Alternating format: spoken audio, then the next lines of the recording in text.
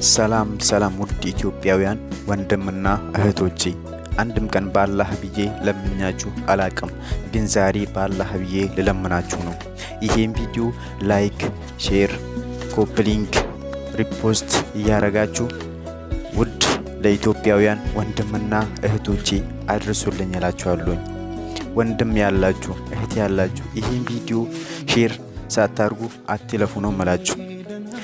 እንዳውም ወንድሜ እንዳውም ያጎቴ ልጅ እንዳውም ያክስቴ ልጅ እባካችሁ ወደ ሳዑዲ በእግራችሁ እንኳን ለመምጣት እቅድ ራሱ አታውጡ ነው የምላችሁ።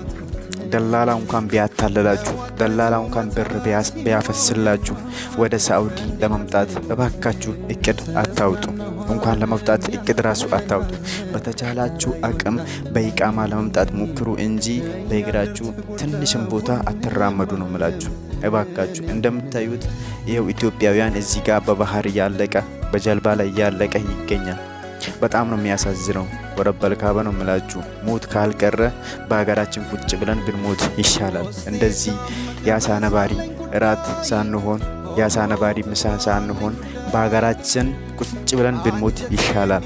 ባትበሉም ባትጠጡም ወላሂ ሀገር የሚመስል ነገር የለም። ወላሂ እንደ ሀገር ሰላም ያለበት ነገር የለም። ሰላም ሞት፣ ምርጥ ሞት በሀገራችሁ ብትሞቱ ነው የሚሻላችሁ። በዚህ በባህር በዚህ በበረሃ በዚህ በሙቀት ከምትሞቱ በዚህ በጀበልና በዚህ በራብ ከምትሞቱ እባካችሁ እዛ ቁጭ ብላችሁ ብትሞቱ ይሻላል።